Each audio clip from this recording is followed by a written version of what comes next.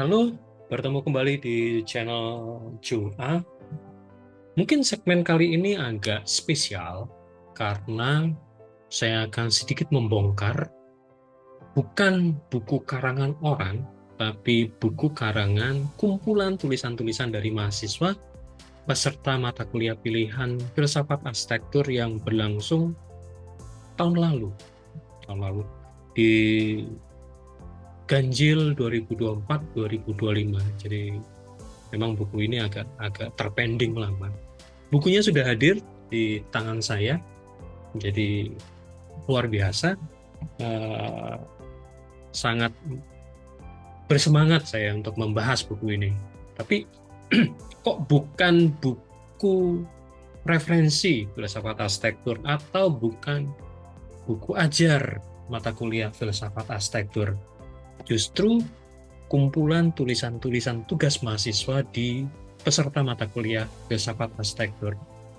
Ini yang coba saya kupas di video kali ini, yaitu behind the scene atau BTS dari buku ini, buku Ruang Kehidupan Refleksi Dialektika.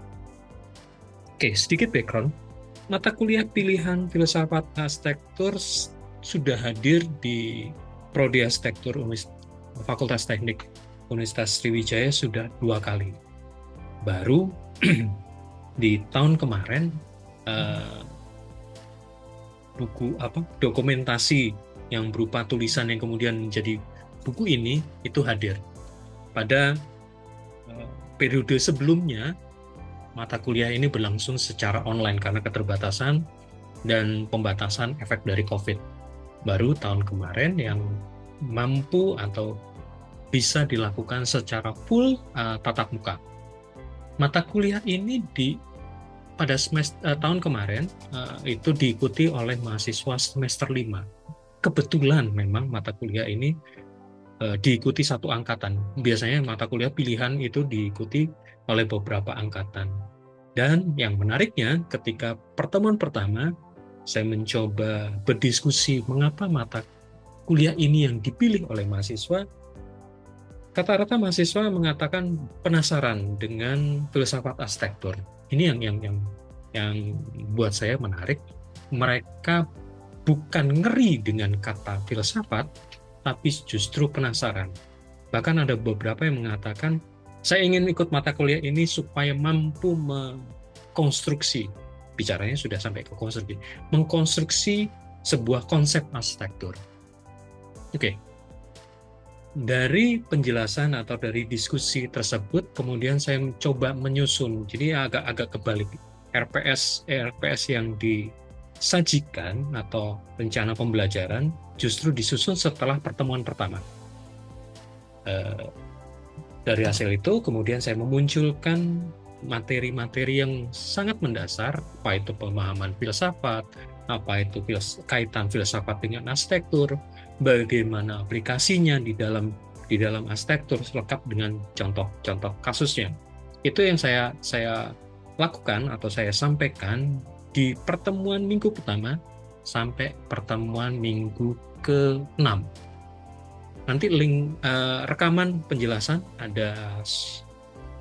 sudah saya upload di YouTube channel ini. Nanti linknya saya akan berikan di kolom deskripsi dan beberapa footage-nya juga saya sampaikan di sini. Tapi kemudian apa kaitannya materi itu dengan buku yang dimunculkan ini, dengan kehadiran buku ini? Setelah ada materi penjelasan, setelah ada materi pengantar, kemudian di minggu ke-7 saya membuka diskusi.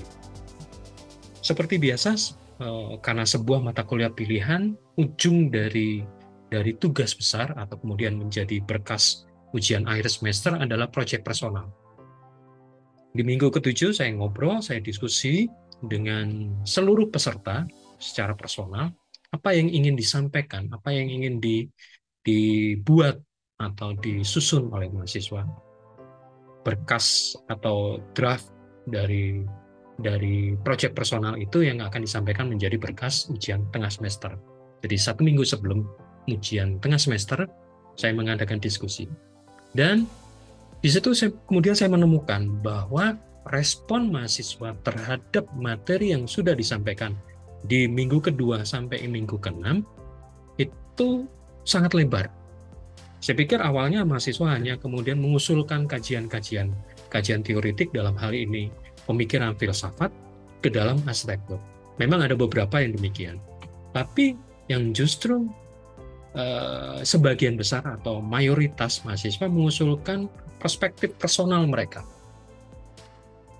Ada yang mengatakan atau menyampaikan usulan untuk mengkaji bagaimana proses belajar mereka, bagaimana mereka beradaptasi terhadap proses pembelajaran di jurusan arsitektur. Kemudian ada beberapa yang kemudian mengkaji kehidupan masa lampau saya seperti apa, kemudian apa yang membawa kesejarahan masa lampau saya itu membawa dampak apa di proses kehidupan saya saat ini. Itu kenapa juga menjadi alasan judul buku ini adalah kehidupan, ruang kehidupan. Ruang bagaimana mereka berproses. Nah, di minggu ke-8, kemudian setelah mereka presentasi sebagai materi ujian tengah semester, saya menawarkan bagaimana kalau proyek-proyek personal mereka dikumpulkan kemudian didokumentasikan. Masih belum berangan-angan menjadi sebuah buku. Setelah itu, setelah minggu ke-8 saya sampaikan seperti itu, minggu ke-9 sampai minggu ke-16 lebih banyak diskusi. Diskusi untuk mempertajam usulan-usulan mereka. Di beberapa diskusi kelas kemudian ada cetusan ide kenapa dokumentasi ini, tugas-tugas ini tidak dibukukan. Tujuannya bukan hanya sekedar mendokumentasikan, tapi juga untuk membawa perspektif yang lebih luas bahwa filsafat arsitektur bukan hanya sekedar kajian teknis, bukan hanya sekedar analisis-analisis hubungan antara arsitektur dan filsafat, tapi lebih luas lagi. Dan itu yang coba dimunculkan di buku ini. Jadi buku ini terdiri dari tubuh buku ini itu adalah tulisan mahasiswa dan kemudian tanggapan saya.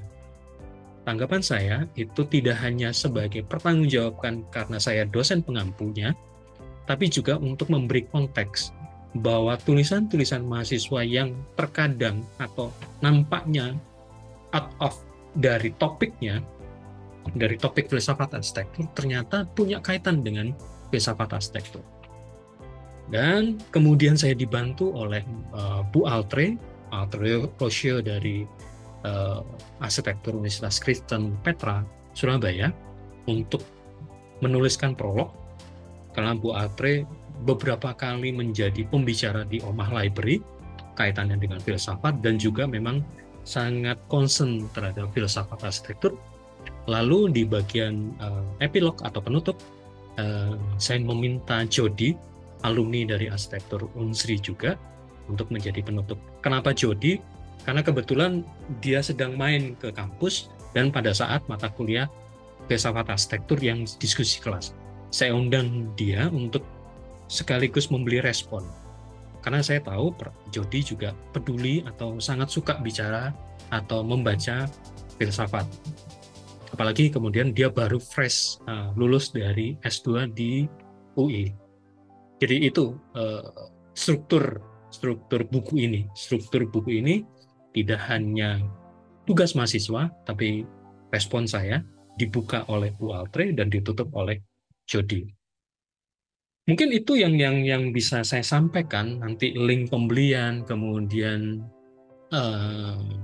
teman-teman juga bisa melihat bagaimana dokumentasi akan saya cantumkan di kolom komentar, di kolom deskripsi, Tapi teman-teman bagi yang penasaran atau ingin berdiskusi lebih lanjut tentang filsafat arsitektur, silakan tinggalkan di kolom komentar. Mungkin akan saya coba respon secepatnya.